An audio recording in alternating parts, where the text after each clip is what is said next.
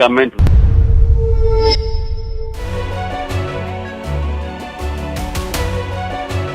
Hello, Namaskar. This is First Post and you're watching Vantage with me, Palki Sharma.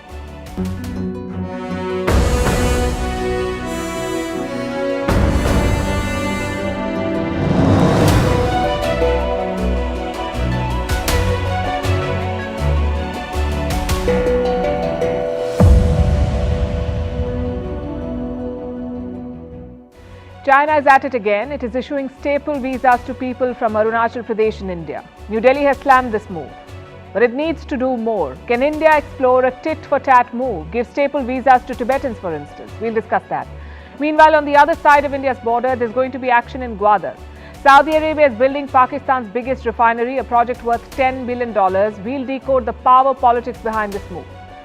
In India, the Manipur situation remains in focus. The state government is yet to be held accountable. The CBI, or the Central Investigation Agency, will take over the case of gang rape and abuse of women.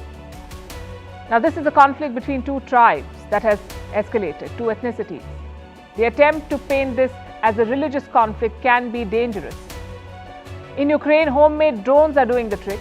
They're cheap, $200 for one machine. And they're proving to be effective. In North Korea, Top Gun meets Toy Story and Kim Jong-un is showing off his weapons.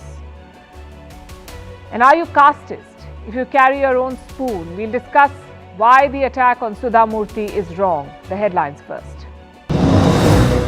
In Niger, General Chiani declares himself to be the new leader. He overthrew the democratically elected President Bazoum in a coup just 2 days ago. The general is the head of the presidential guard. The president is still being held captive by his own guards.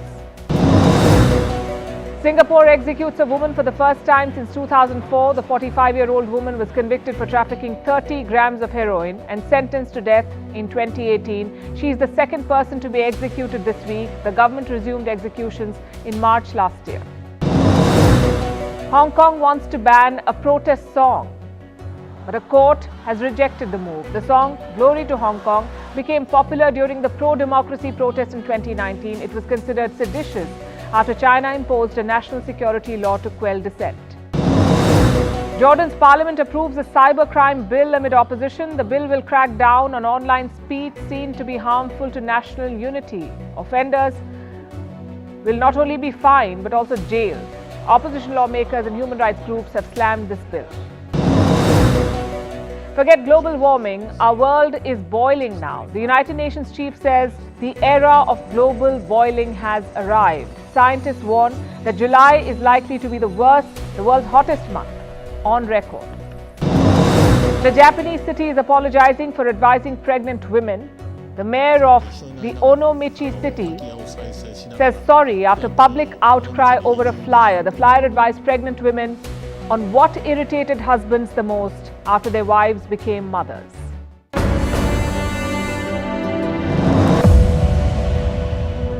We begin with stapled visas, the latest Chinese provocation. Although not a new one, they've done it before. China is issuing stapled visas for Arunachal Pradesh, and their targets this time are Indian athletes. You see, China is hosting the World University Games. A martial arts team from India was going to participate. This is the Indian Wushu team. They have 8 members. 3 of them are from Arunachal Pradesh. All of them applied for Chinese visas, but the 3 athletes from Arunachal got stapled visas. So the entire team has pulled out. They will not go for the tournament. And like I said, China has done this before. It's an old trick of theirs to harass the people of Arunachal Pradesh and to provoke India. But why does China do it? Because it says the entire state of Arunachal Pradesh belongs to them. They call it South Tibet. One problem though, their claim has no basis in fact. The whole world accepts India's sovereignty on Arunachal. But when China wants to reignite this dispute, it resorts to such tactics. The question is, why do it now? More importantly, how should India respond? For starters, India has at least acknowledged that this happened. New Delhi has lodged a protest. They've called the move quote-unquote unacceptable, which is right, but hardly enough. Mere condemnation is not taking us anywhere. The app bans and the trade restrictions have had a limited impact. So what should New Delhi do? Is it time for India to change its approach? On Vantage tonight, We'll discuss this. First, let's bring you more details of the case, starting with what are staple visas and why they're so controversial. Now, if you have a passport and you've traveled overseas, you know how visas work. They're usually printed on one page of your passport. In some cases, the issuing country uses a sticker. The idea is for the visa to stay on your passport permanently. Now, some countries even stamp them. They stamp the visas. They do this in addition to the printing or the sticker. This is the standard practice. But staple visas do not work that way. They are attached with pins or staples to your passport. They can be torn off or detached. And they're used to make a point.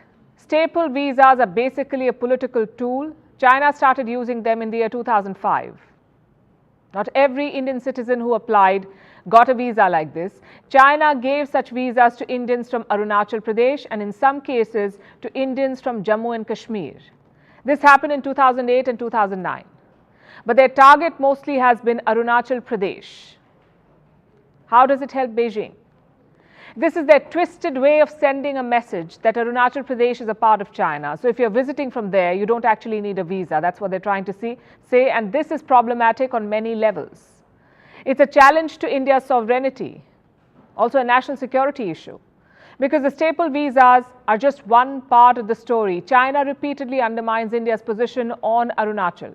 It issues Chinese names for Indian cities and releases controversial maps. So far, 3 such lists have been issued. The first one was in 2017, the second in 2021, and the third in April this year.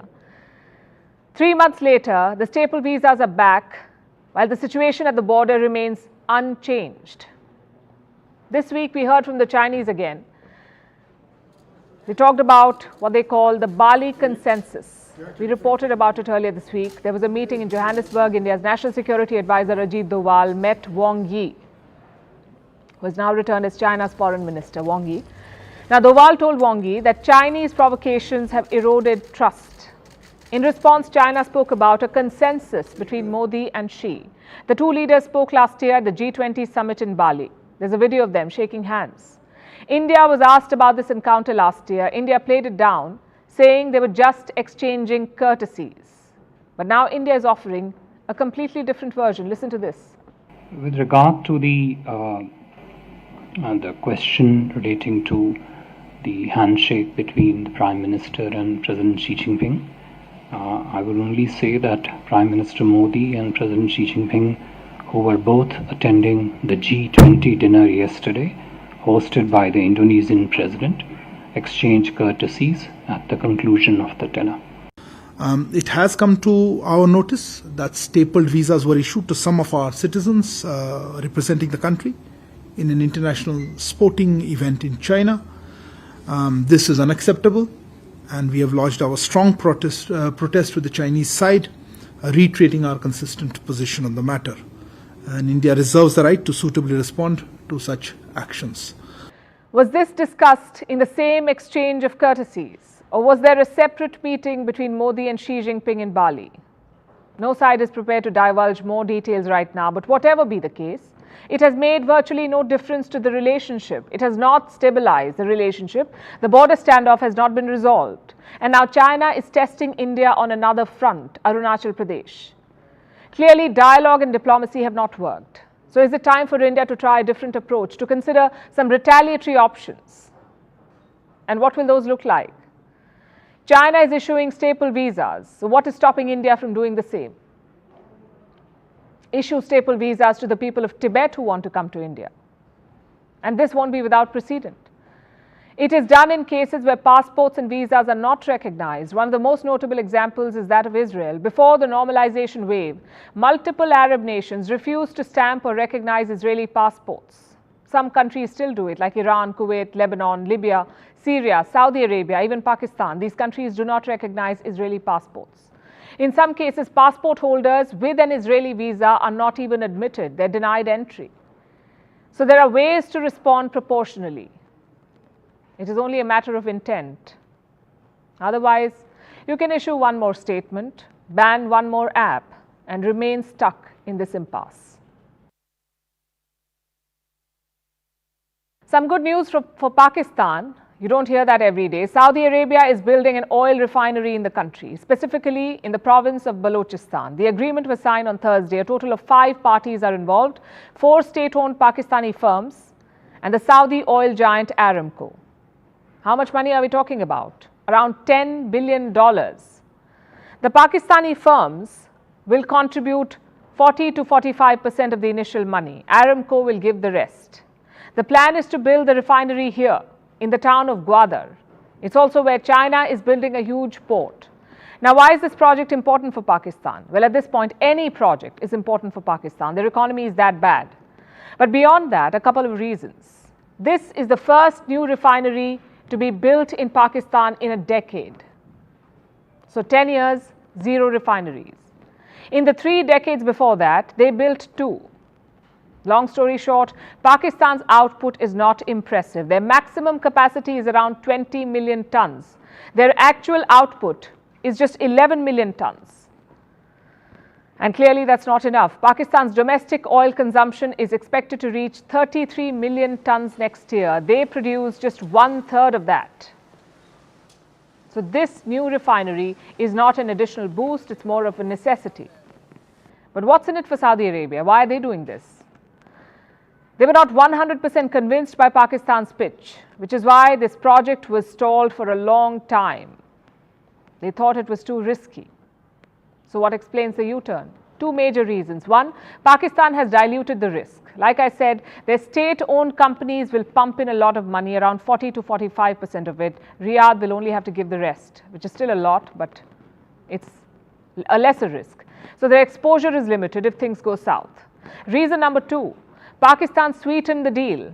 They have given a 20-year tax holiday for the refinery, no custom duties, no surcharges, no sales taxes. After all that help, Saudi Arabia has agreed to build this. But in Pakistan, signing a deal is never enough. Neither is building the project. Security is the biggest issue in Pakistan, and this project is coming up in Balochistan of all places. It's a restive province in the southwestern part of the country. It's notorious for crackdowns. In May this year, a military installation was attacked by insurgents. At least 13 people were killed, including soldiers. Even foreign projects are not off limits. In fact, China is one of their big targets. Balochistan is a key part of the China-Pakistan Economic Corridor, or CPEC. But the locals are pushing back. In 2021, a bus carrying Chinese workers was attacked. 9 of them died. The same year, there was a suicide attack on a luxury hotel in Quetta, the capital of Balochistan. And guess who was staying in that hotel? The Chinese ambassador. Now, if you ask the people of Balochistan, they have the same complaint. The money is coming, but it's not coming to them. And there are no jobs. The work is being done by Chinese workers and engineers. So here's the big question. Could Saudi projects also come under attack in Balochistan? It's certainly a possibility. Even Prime Minister Shehbaz Sharif knows this. He was in Gwadar on Thursday. He called for protecting foreign projects in Balochistan. Listen to what he said.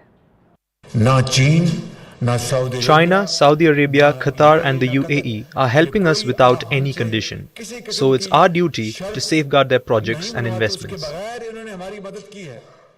A lot depends on the army, really. You see, Pakistan's civilian government does not run Balochistan. The army does, as they do the rest of the country. So without their blessing, you cannot be safe. In January this year, Army Chief Asim Munir had travelled to Saudi Arabia. I guess the talks went well. The Prime Minister, Shehbaz Sharif, was also supposed to go in April, but his trip was cancelled. It made no difference in the end. The people who mattered had taken the call. And this would never happen anywhere else. The government is stepping down on the 12th of August. That's just 2 weeks away.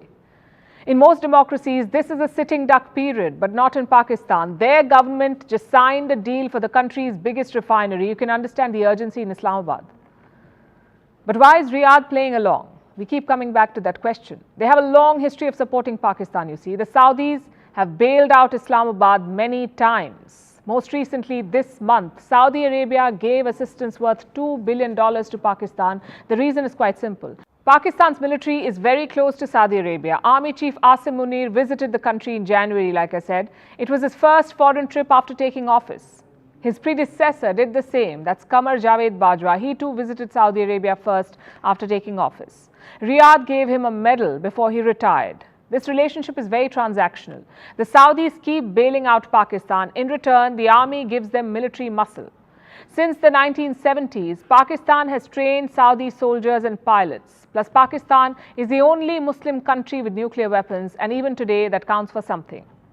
But don't think this relationship is all rosy. Saudi Arabia has recently become ambivalent.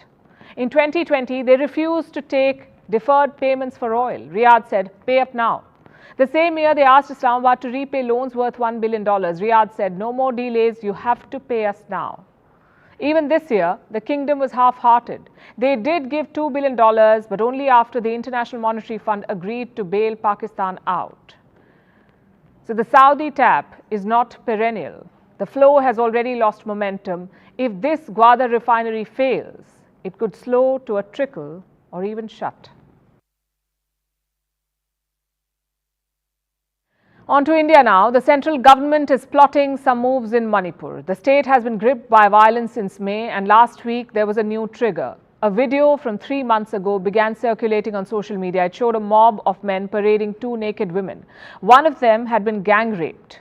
The video shook our collective conscience. There was outrage on the streets and online. But has it led to anything? Well, the state government has proved to be a sitting duck. They arrested just 7 people, 7 out of a mob of 800. Plus all the senior officials, including the chief minister, have retained their jobs. So zero accountability from the state. But now the central government is making some changes. Home Minister Amit Shah spoke about Manipur on Thursday. He made 2 important announcements. One, to transfer the case to the CBI, that's the Central Bureau of Investigation. It is India's premier probe agency. Honestly, it should have been done earlier. Those 2 women accused the state police of being complicit. Apparently, the cops handed them over to the mob. How can you expect that same department to catch the culprits or even be unbiased? So giving the case to the CBI is the right decision. The second announcement was about the trial. The centre wants it to be moved out of Manipur. Reports say the Home Ministry has already made the request to the Supreme Court. Again, you can understand why. It's normal for sensitive cases to be tried elsewhere. The idea is to contain the fallout. The Home Minister also talked about a crucial lead in the case. He says the man who recorded this video has been arrested. His phone has also been seized. Now, why is this important? The government hopes that this arrest will help connect the dots, maybe track down the rest of the mob. It's a stretch, but that's what the government is betting on. In the meantime, what is Manipur's chief minister up to? Well, nothing really. He's clearly lost control of the police. His authority is limited to Imphal Valley, and his people do not trust him. I guess someone has to sit in the chair. The truth is, things are not going fast enough. Only 7 people have been arrested, 0 people have lost their job, and the violence refuses to end. Just to be clear, we're not saying that things have not changed since May. They have. The number of deaths has come down consistently. In fact, the last one was reported on the 18th of July. But the absence of death does not mean peace. More than 50,000 people are still displaced in the state. They are living in temporary camps and shelters. Their houses and villages have been torched. Once they are back home, we can say there is peace. Once the Meiteis and the Kukis agreed to rebuild trust, we can say there is peace. Those are the 2 major communities in Manipur. Also the 2 warring sides. The equation between them is crucial to this conflict. The Kukis are mostly Christian. They live in the hills of Manipur. The Meiteis are mostly Hindus. They live in the Imphal Valley. Now let me underline the word mostly, because religion is not the fault line here. There are various other issues at play, like land ownership or jobs and educational quotas or preservation of language. These are not communities only defined by religion. Take the Meiteis, for example. Around 80% of them are Hindus. 16% follow the local religion called Sanamahism. And about 8% are Muslims.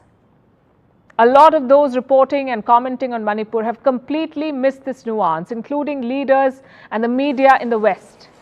For them, it's a religious clash. Majority Hindus versus minority Christians. That's how the Western media paints it. Sadly, that's also how many Indian commentators have put it.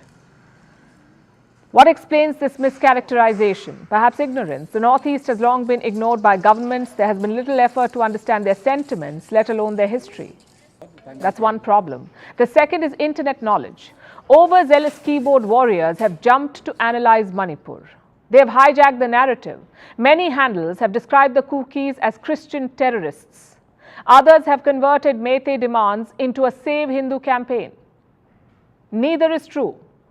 In fact, the central government has warned against this. Home Minister Amit Shah visited the state towards the end of May. He spent 3 days there. He talked to more than 40 groups, 40.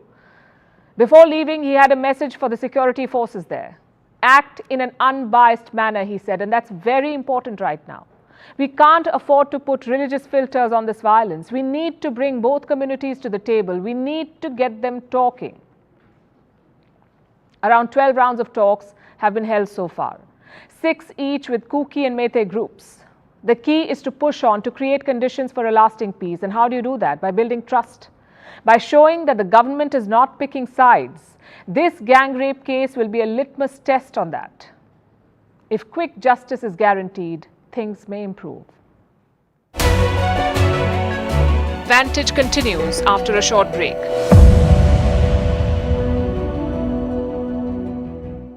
In certain places in Arunachal Pradesh as well.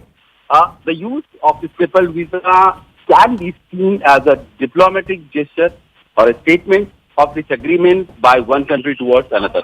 And in this context, you have to see the recent statements made by the Chinese government where they have said that they want to normalize the bilateral relationship, sidelining the controversy or the disputes on the border issue that the two countries have had in the recent decades. And in fact, the disputes which have played up ever since the Galwan clash, impacting the overall dynamics of bilateral relationship between the two countries. But now with the latest incidents where the spokesperson have been issued this staple visa, once again China has officially sort of claimed that Arunachal Pradesh belongs to it, and it will not issue normal stamped visa to people residing in Arunachal Pradesh because it is its own territory. That is yet again going to flare up, and a diplomatic fallout is going to be expected. The first casualty of that controversy or that tension has been this sports team, which is not now going to participate in the event that was going to be.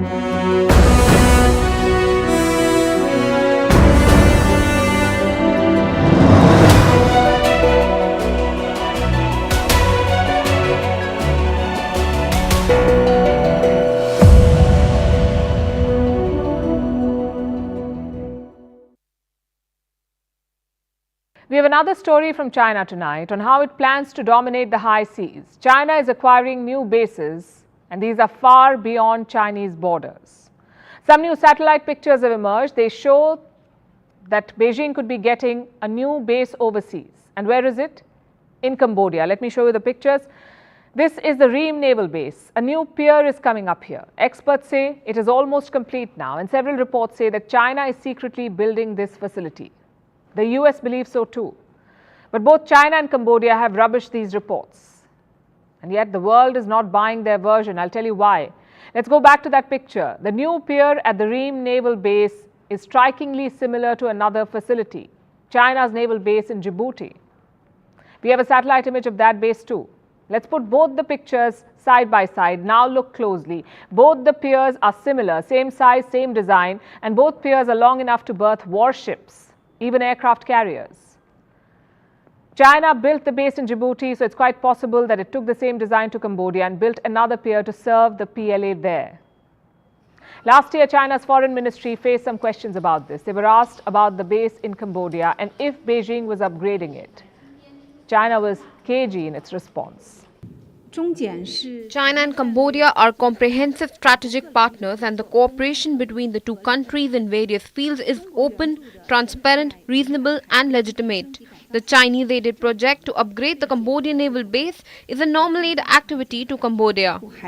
It is normal aid activity, they said. But anything that involves a military base cannot be a normal affair. It is an investment. It's a strategic maneuver. And in China's case, part of a well-thought-out plan. The PLA is chasing supremacy on the high seas. Djibouti was the first step. Cambodia could be the second, but definitely not the last. Beijing won't stop at 2 bases. They have ambitious plans. They want naval bases across the globe, and they began work on it more than 2 decades ago. In the last 20 years, China has financed some 123 seaport projects, 123 projects. They will be built at 78 ports in at least 46 countries. And how much money has China poured into this? Around $30 billion. Are all of these ports military ports? Well, China does not use that label. It says these are civilian ports, commercial projects that enable trade. That's how they put it. But that doesn't mean they cannot be used for military purposes, because Chinese law enables it. It enables dual use of such facilities, meaning if the Chinese Navy needs a port, it can use it. A warship could easily make a stopover at any port that is owned or operated by a Chinese firm. Even if it is a civilian facility, the Navy has the right to use it. And these ports that China is financing could easily fulfill some key requirements like refueling and replenishment of supplies like food and water. In fact, the Chinese Navy is already making use of these ports. And where are they located? Let's pull up the map for you again. Chinese funded ports are everywhere, from Latin America to Africa, even near Europe, South Asia and East Asia. So far, China has committed to building projects at 78 ports. Out of these, 49 projects are either approved, under construction or already completed. And 8 of these ports are special. I'll tell you why I say this. It's because they are well equipped. They are the best suited for the PLA to have a base in the future. And which bases are these? I have a list again. The Hambantota port in Sri Lanka, the Bata port in Equatorial Guinea, the Gwadar port in Pakistan, Kribi in Cameroon, the Reem base in Cambodia, Luganville in Vanuatu, Nakala in Mozambique, and Nouakchott in Mauritania. Experts say these are the likely candidates. This is a short list for potential Chinese naval bases. Look closely and you'll notice that 2 of them are close to the Indian borders, Gwadar in Pakistan and Hambantota in Sri Lanka. Now the question to why China is building so many bases. Why do they need them? For 2 reasons. Reason number 1 is Taiwan. China wants a navy that is powerful enough to carry out a future invasion. The bases can support a potential operation like this. Reason number 2 is global domination. To challenge powers like the US, China needs facilities to project military power in every potential theater of conflict. Right now, only the US has this capability. Its forces can deploy anywhere in the world within hours. China wants to match that. Hence the plan to build more bases in remote areas. And you can imagine the response of the West. They will try to one-up. So this is now a race, and it can only have one outcome: higher risk of an armed conflict. It's day 520 of the Ukraine war. A lot has changed in these months. But if there's one thing that remained constant, it's Western military aid. The West has been pumping Ukraine with weapons, high-tech ones at that. But guess who is doing the job better? It's Ukraine's homemade drones, apparently.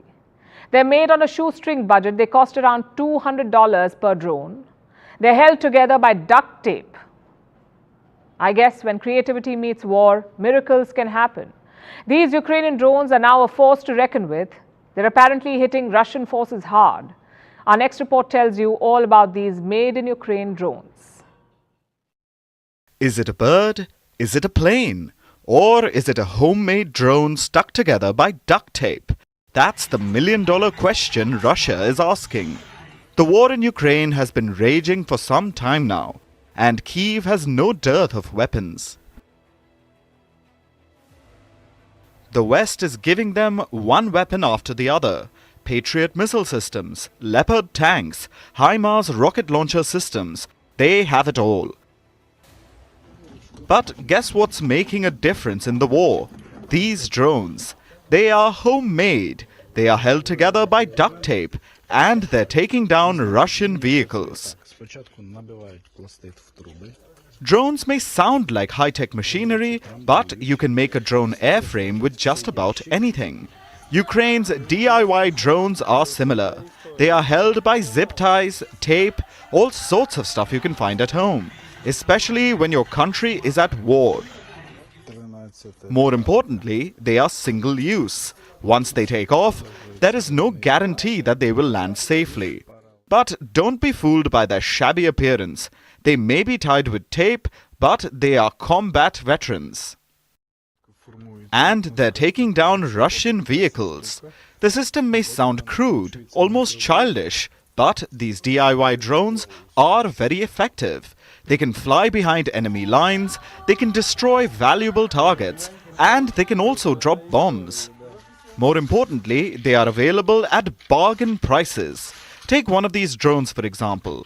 The body is a simple plastic frame. It has one video camera, so that's around $14. Then there's a flight controller, a basic one at that. That costs around $44. And finally an antenna. That costs $20. The total cost would be around $200. $200 to take down your enemy. But even if they're cheap, they are quite effective. If you attach grenades to it, it becomes a guided anti-tank weapon. It can find targets and hit them with a high accuracy. Basically, unsuspecting soldiers could get the shock of their lives. The Ukraine war has gone on for over 500 days. Kyiv is flush with weapons. It is pressing on with its counter-offensive. But Western armory is struggling against Russian defenses. There is little evidence to show that the weapons of the West have helped Ukraine in any drastic measure. So, will these homemade drones now do the job? Both Russia and Ukraine already use drones. They are a crucial part of the war. But Ukraine's DIY project may turn into a win for Kyiv. They could be crucial for the counter-offensive and tip the scales in their favor. So those were made in Ukraine drones. Now let's talk about some made in India weapons like this one, the Pinaka. It's India's multi-barrel rocket launch system. The Pinaka was first thrust into action in 1999, that's during the Kargil war. It helped the Indian Army with its precision strikes, so clearly the Pinaka proved its worth. It is one of our most effective and reliable weapons systems. Many even put it at par with the HIMARS, that's America's game-changing rocket launcher system. But why are we suddenly talking about the Pinaka? Because it seems to have ruffled some feathers. Apparently, it's giving Azerbaijan sleepless nights. They have summoned the Indian envoy over it. Let me give you some context here. In 2022, India and Armenia signed a defense deal. It was to procure the Pinaka missile launchers. The contract was worth 2,000 crores. For India, it was a boost for its indigenous defense industry. For Armenia, it increased its military capabilities. So both the countries were happy. But it left Azerbaijan seething. And why is that? Because Armenia and Azerbaijan are locked in a conflict. It's for this region, the Nagorno-Karabakh region. Internationally, it was recognized as part of Azerbaijan, but the residents are mostly Armenians, so it's a classic ethnic conflict. In 1917, Armenia and Azerbaijan fought over the region. In 2020, they waged a war again. And since then, the situation has remained tense. It's because of these tensions that Armenia chose the Pinaka. You see, Azerbaijan uses a lot of drones. They're called the suicide drones. In such a case, a rocket launcher system must shoot quickly and then disappear. The Pinaka has that capability, which makes it very important for Armenia. But for Azerbaijan, it seems like a red line. They have apparently protested over a cargo of Pinaka launchers reaching Armenia. We have some videos. They were put out by a news portal based in Baku, the capital of Azerbaijan. They show a camouflaged truck convoy moving towards Iran's Nurduz border. That's the border it shares with Armenia. Now, this website claims that this was military cargo. It was first delivered to the Iranian port of Bandar Abbas and then it was being moved to Armenia. And who did this cargo belong to? According to the website, it's from India. They cite quote-unquote independent sources to claim this. Hours after this report, Baku jumped into action. A presidential advisor summoned the Indian ambassador, this man, Sridharan Madhusudanan. He said Azerbaijan was concerned both about these shipments and also the growing India-Armenia military cooperation. He also apparently questioned the timing of these shipments. He said Azerbaijan is working on a peace deal with Armenia, so sending weapons at a time like this is an escalation. Now, all of these statements are based on reports. There have been no official confirmation or statements from Azerbaijan, and India too has not commented, officially at least. But we can see why Baku may be protesting. They've never been close to New Delhi. In fact, they're part of a new emerging axis, the Azerbaijan-Pakistan-Turkey axis. In the year 2017, these three countries signed a trilateral agreement. This was to establish security cooperation. Azerbaijan used Turkish drones to fight the war in Armenia. On the other side, Armenia and India have historical ties, so it's no surprise that they sealed a defense deal. And that too with the Pinaka. It is India's first genuinely indigenous system. Virtually none of its parts have been imported. So this is a significant deal. And it's not the only one with Armenia. They also want drones from India. They want ammunition and mid-range surface-to-air missiles from India. So Baku can complain all it wants to about meddling and escalating tensions. But this is how it works. When there is a conflict, countries ramp up their defenses everywhere in the world. In this case, Armenia turned to India. And India is working on establishing itself as a defense player, so it must seize any opportunity that comes its way. There's often debate about what's the oldest job in the world. Some say it's farming, others say it's sex work. But tonight, let's talk about the newest job, trolling. It's a full-time job nowadays. You spend the whole day bullying and criticizing someone. There are millions of trolls on the internet. Meet their new target, Sudha Murthy. She's a writer and philanthropist. She's also the wife of Infosys co-founder Murthy. Why are trolls targeting her? Because of what she said in a recent interview. Listen to this. I am a pure vegetarian. I don't even eat eggs or garlic. What I'm scared of is that the same spoon will be used for both vegetarian and non-vegetarian food. It weighs on my mind a lot. It's pretty casual, right? Well, not in the wild wilderness called Twitter or X, I guess. This statement has divided people. Some people are calling Sudha Murthy casteist. Others have defended her. They say it's all about personal choice. And this is just one example. We've seen so many in recent years. You say something innocuous on social media, you probably have no malicious intent, but the next day your inbox is full. Trolls are attacking you left, right and center. Your words have been twisted to mean something completely different, something you did not even imagine. What does it say about the times we live in? Well, two things really. One, everyone is looking for a villain. If you can't find a real one, just make up something, like caste and food choices. And two, it's pretty easy being a keyboard warrior.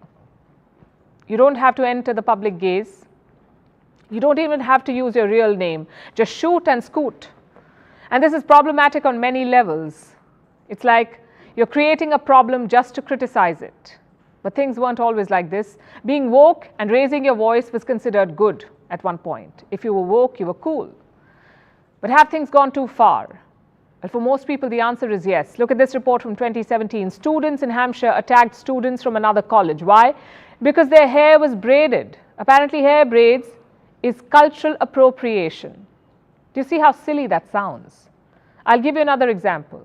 This is from PETA, the animal rights group. They want you to stop saying things like kill two birds with one stone or beat a dead horse. Why? Because apparently it's anti-animal. Now, don't get me wrong. They do some great work on animal rights. But is this criticism necessary? No one is serious about killing two birds with one stone or beating a dead horse. It's just something you say without any malicious intent. Some of you may think, why bother with such issues at all?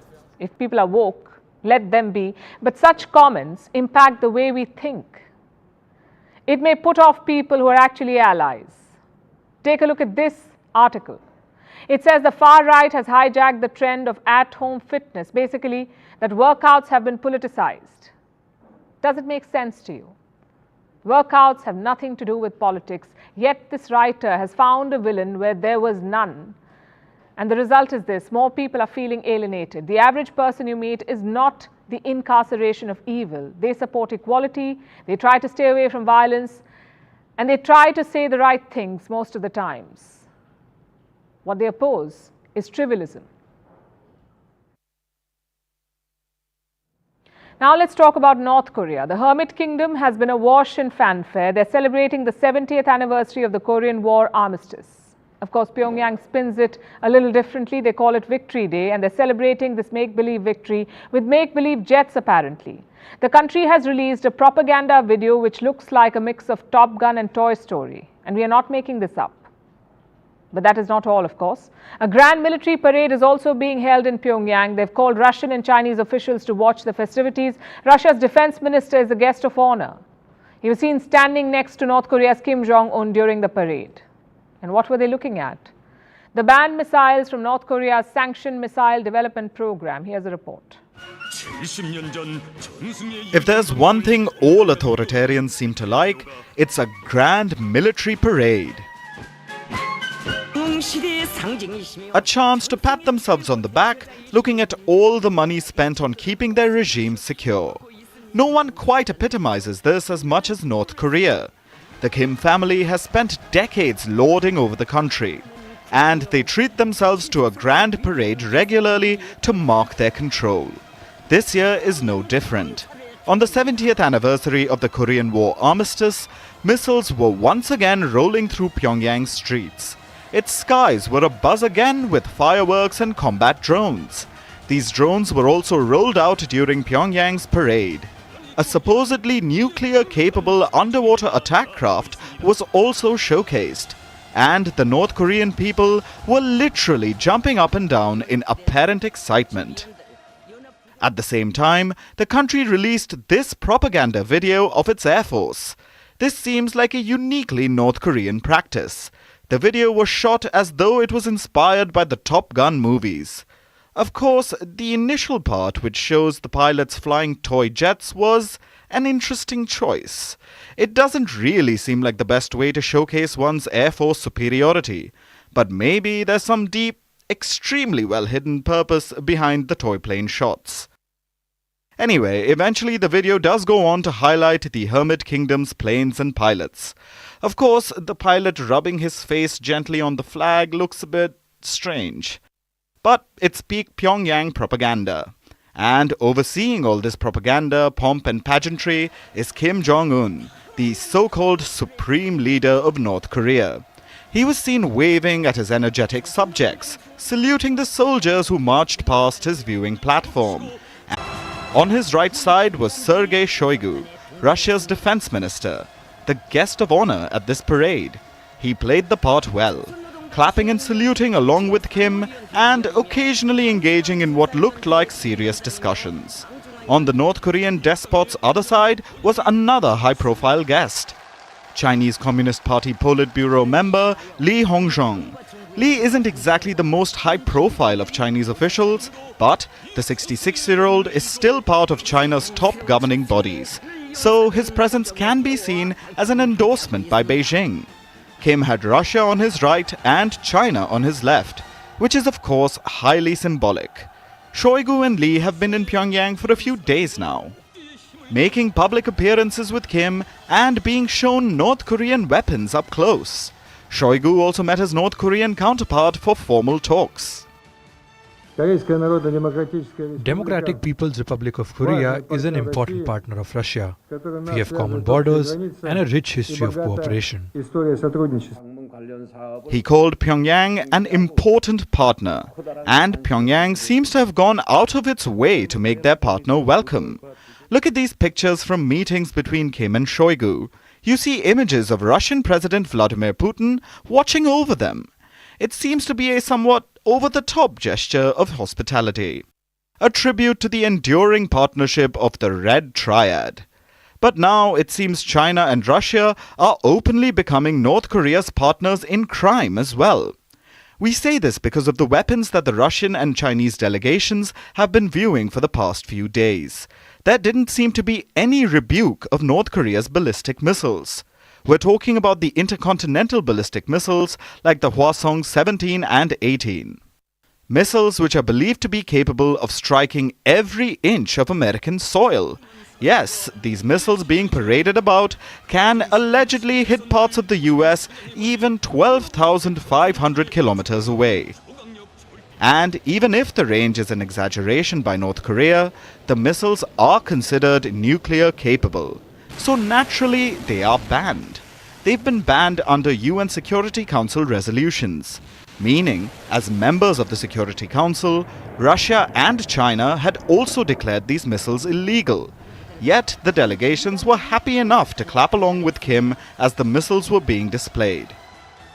It seems Moscow and Beijing have forgotten their earlier objections. And why wouldn't they? Over the past year, the world seems to have moved backwards. A war in Europe, the threat of nuclear destruction, battle lines from the Cold War era re-emerging. So it's easy to see why Moscow and Beijing would prop up their old North Korean allies again. What this likely means is that Kim Jong-un will be emboldened, redouble his efforts to produce sanctioned weapons with no fear of reprisal. And that's not good news for the rest of the world.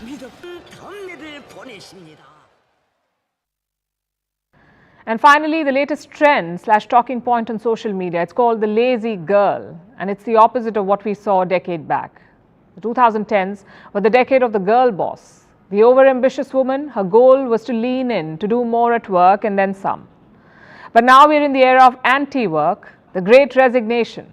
Studies say 6 in 10 workers apparently don't give everything they've got anymore. And the result is this: the girl boss has bid us goodbye. Work life has a new reigning queen. And the so-called lazy girls are taking over social media. They're chasing what's called a lazy girl job. What is this all about? Our next report tells you. Lazy girl job. It sounds a bit ridiculous. But before you jump to conclusions, listen to this. What is a lazy girl job? It's low-stress work, usually remote. Hours fall within a 9-to-5 schedule, and the pay is good. It allows for financial freedom. Sounds like the perfect package to many. And that explains why it has a trending hashtag on social media, with tens of millions of views. Seems like women want to be lazy girls in a lazy world. And they're going online, then screaming from metaphorical mountaintops about such jobs. Like in this video. Here's what we noticed. All lazy girl jobs aren't the same. They tick different boxes for different people. But every lazy girl job meets general criteria. For starters, it's a healthy work environment. There's a sense of safety. No long, gruesome shifts or commutes. Secondly, it's either completely remote or hybrid-friendly. And thirdly, it pays well. Meaning, people earn a comfortable salary. All in all, with a lazy girl job, workers get to prioritize themselves. Now, many are jumping on this trend, embarking on job search journeys, in the search of the perfect lazy job. But there are many who disagree. After all, in most societies, our work is our worth. And who would want to be lazy? The term itself has a negative connotation. It's seen as the wrong attitude for building a meaningful career. Kind of like when Kim Kardashian said this and became a meme. But experts say something contrary. In reality, there's nothing lazy about a lazy girl job.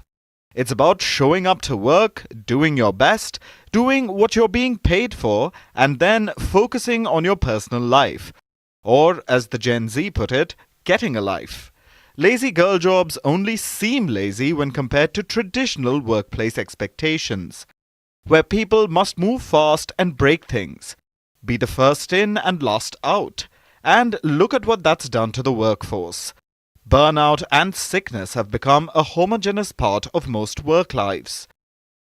According to a Microsoft study, nearly 50% of employees are burnt out. And that's average worldwide data. Some countries have it worse than others. In Asian countries like South Korea and China, the 996 is vastly common. It's where people work from 9 a.m. to 9 p.m. 6 days a week. Death by overwork is a common phenomenon across South Korea and Japan. An average South Korean works for over 1,900 hours a year. That's 200 more than the OECD average. In neighboring Japan, work averages at around 1,600 hours. What about India? According to the International Labour Organization, it has the 5th longest working hours in the world. A study says that the ideal work week has 39 hours. An average worker in India works 48 hours a week. If that limit is exceeded, a person's mental health begins to deteriorate. Meaning, an average Indian worker's mental health is hampered every week. How are other countries faring? An average worker in the UK works 36 hours a week. Same for Israel. And 37 hours a week in the US. It's lower than the 39-hour limit, but only marginally.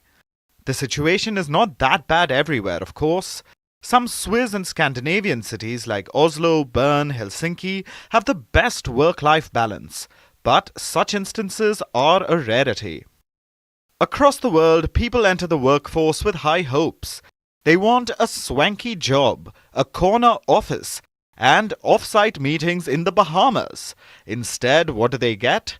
Constant backache. Meetings that could have been emails, and migraines. Sometimes in the form of walking, talking micromanagers. And that if you're lucky. Many workers are ground to the bone. Working cultures treat people as replaceable machine parts who constantly over-deliver at the cost of their own well-being and personal life.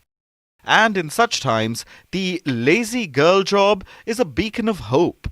If not that, it's at least a learning opportunity. That's the goal of this story. We don't demand that you up and leave your job or shape your career around a TikTok trend. We only urge that you re-evaluate your work. Ask, how much is enough? And if that doesn't crack it, try embodying Beyoncé and chant, release your job, release the time. And now it's time for Vantage Shots, images that tell the story, starting with Niger, a country in West Africa where supporters of a coup set fire to the headquarters of the ruling party. A runaway bull wreaked havoc in the streets of Peru. 5 people were injured. The video of a giant Hummer is going viral. It is 3 times bigger than a regular SUV. This car has been dubbed Humzilla, and reportedly it belongs to the royal family of the UAE. And finally, taking you back in history to the year 1914, on July 28, the First World War began after Austria-Hungary declared a war on Serbia. Following this, more than 30 nations declared war between 1914 and 1918. It led to unprecedented destruction and loss of human life. We may be leaving you on a grim note, but we hope your weekend is happier. Thank you for watching. We'll see you on Monday.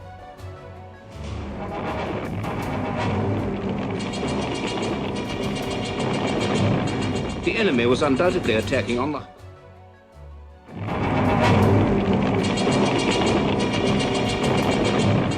The enemy was undoubtedly...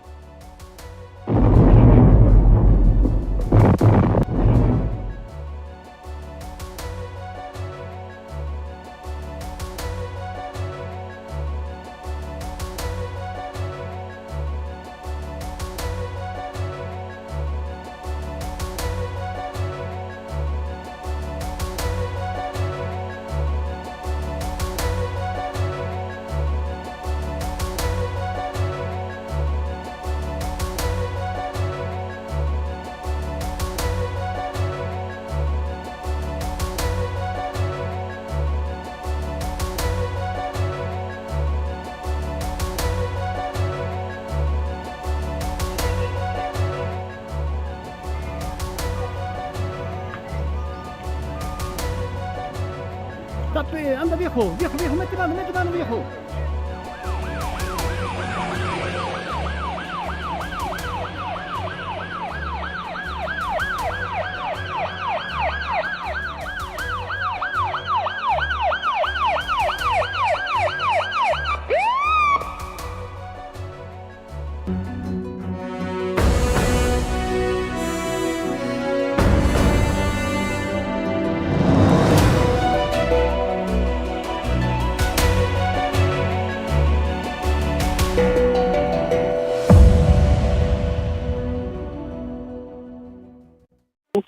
When this whole team of martial art sports were going to participate. Has China ever done this with any other nation? With India, we are sure that it has done in the case of past in Jammu and Kashmir, and with people from Arunachal Pradesh also. And this is not only China; other countries have also done it because this whole concept of stable visa is to claim that certain territory does belong to them. It may be being administered by somebody else or some other countries, but that country or that territory belongs to a particular country. So unless until you accept the sovereignty claim of other country on that land, you don't give them a stamp visa and you just give them a staple visa. So this is a kind of diplomatic arrangement that goes on in several parts of the world, and this is where the Indian side has objected, and this is where the Chinese side has tried to provoke Indian Ministry of External Affairs. All right, Abhishek, thank you so much for joining us and bringing us those details. We have some more breaking news related to this coming in right now. This is a phone interview with Raghavendra Singh, who was the coach who gave us the chain of events. Now, he says that the first batch was stopped day before yesterday, and the second batch, consisting of players from Arunachal Pradesh, did not go the